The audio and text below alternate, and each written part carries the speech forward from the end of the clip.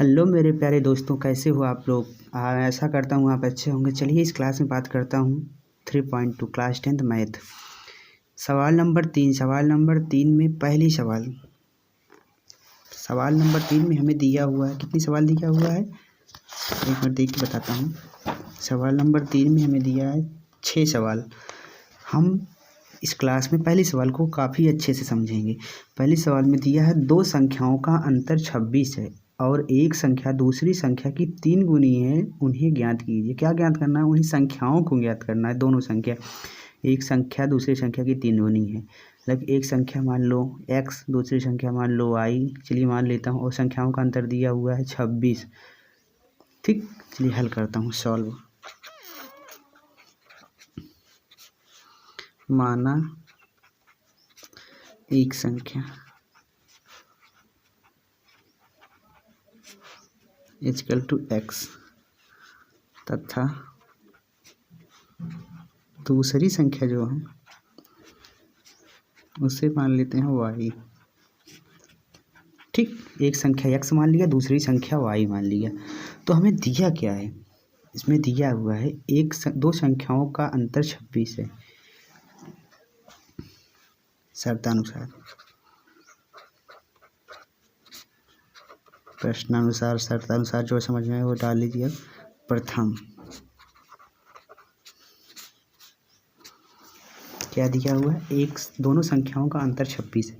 एक संख्या x, दूसरी संख्या y। x minus y equal to कितना दिया हुआ? 26।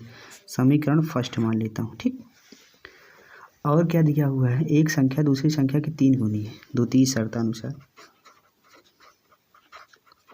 आप लोग ऐसे लिखिएगा अच्छे से ताकि एग्जामिनर पूरा नंबर दे आपको।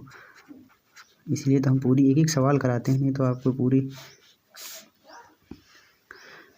दूसरी शर्तानुसार क्या दिया? एक संख्या दूसरी संख्या की 3 गुनी है। एक संख्या हमारी x है इक्वल टू 3y, दूसरी संख्या की 3 गुनी है इक्वल टू समीकरण 2 मान लेता हूँ। x की वैल्यू में लिखिए x इक्वल टू 3y। हमें और आसान हो गया। प्रतिस्थापन विधि से हल करना है इस प्रश्नावली में आपको। चलिए अब हम x और y की वैल्यू निकाल लेते हैं। x और वैल्यू की ज्ञात करना है तो हम x का मान जो है समीकरण 1 में रख देंगे। x का मान समीकरण 1 में रखने पर, चलिए रख देता हूँ x का मान समीकरण 1 में। समीकरण 1 क्या है? x minus y equal to 26। x की वैल्यू क्या है? 3y। 3y minus y equal to 26। ये कुछ नहीं, 3y से एक y जाएगा, 2y इक्वल टू 26। 13 दूनी 26। y की वैल्यू क्या आ जाएगी? 13। एक मान रहा और y की वैल्यू ही निकाल लेता हूँ।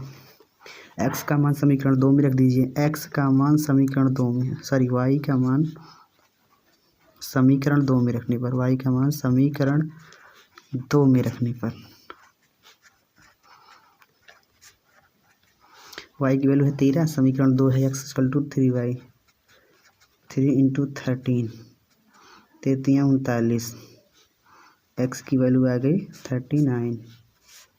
आप लोग देख सकते हैं आंसर यही रहा।